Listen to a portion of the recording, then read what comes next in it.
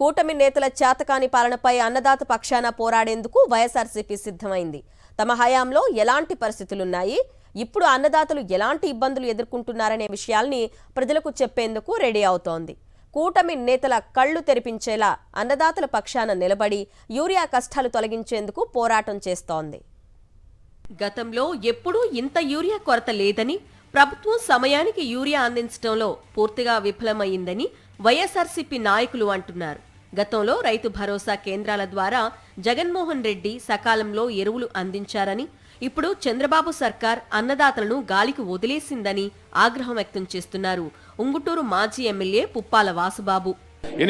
Metric టన్నుల అవసరమని తెలుసుకుని అక్కడ ఆర్బీకేలో మీరు ఇచ్చిన ఆర్బీకేలో కానీ లేకపోతే సొసైటీలో కానీ అదండి నిల్వ చేసి రైతుకి అవసరం వచ్చినప్పుడు వెంటనే ఇచ్చే బాధ్యత తీసుకోవాల్సిన ప్రభుత్వం ఈరోజు రైతు గూడును పక్కకు పెట్టి 15 రోజుల నుంచి ఒక్క యూరియా బస్తాకు దొరకకుండా, ఒకవేళ యూరియా బస్తాలు వచ్చినా 10 బస్తాలు అవసరమైన రైతుకు ఒక బస్తా కూడా ఇవ్వలేని పరిస్థితులు ఈరోజు ప్రభుత్వం పరిపాలన చేస్తా ఉంది. రైతు యూరియా టైంకి ఇన్ టైంకి ఇవ్వకపోతే రైతుకు దిగుబడిలా వస్తుంది. పొద్దున చంద్రబాబు, పవన్ కళ్యాణ్, లోకేష్ ఎన్నికల ముందు తాము అధికారంలోకి వస్తే అన్నదాతలకు అండగా ఉంటామని గొప్పలు చెప్పారని, ఇప్పుడు రైతన్నలు రోడ్డెక్కినా వారి గోడు పట్టించుకోవటం లేదని చింతలపూడి నియోజకవర్గ ఇన్ఛార్జ్ కంబం విజయరాజు విమర్శిస్తున్నారు.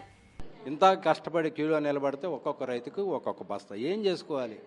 అది ఏమైనా పంచదార చెంచాలుగా వాడుకోవటానికి యూరియా, అది రైతు బస్తాలు సరిపడి ఎకరాలలో యూరియా చల్లాలి, చల్లితేనే పంట వస్తుంది. ఒక పక్కనేమో రైతు గిట్టుబాటు ధర లేక, ముఖ్యంగా వరదలు వచ్చి పాడైపోతే దానికి ఆ పంట నష్టం ఇవ్వక, అలాగే క్రాప్ ఇన్సూరెన్స్ ఇవ్వక రైతులను నానా రకాలుగా బాధల పాలు చేస్తుంది ఈ కూటమి ప్రభుత్వం.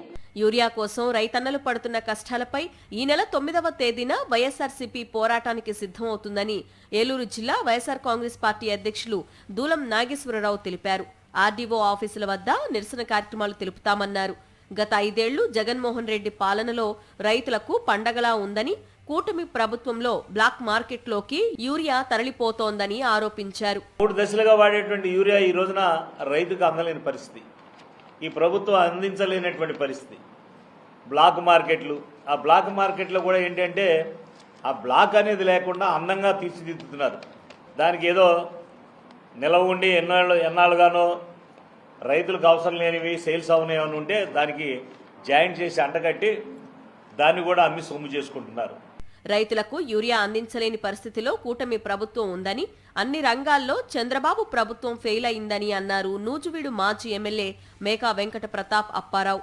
సూపర్ 6 హామీలు అమలు చేయమంటే చంద్రబాబు నాలుక మందం అంటున్నారని, చంద్రబాబు నాలుక ఎంత మందమో ప్రజలందరికీ తెలిసిందన్నారు ఉమ్మడి పశ్చిమ గోదావరి జిల్లా రీజనల్ మహిళా విభాగం అధ్యక్షురాలు మాకినీడు శేషకుమారి.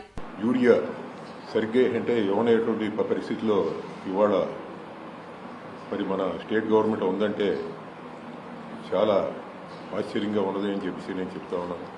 బయట 270 రూపాయలు అంత ఉందట్టుంది.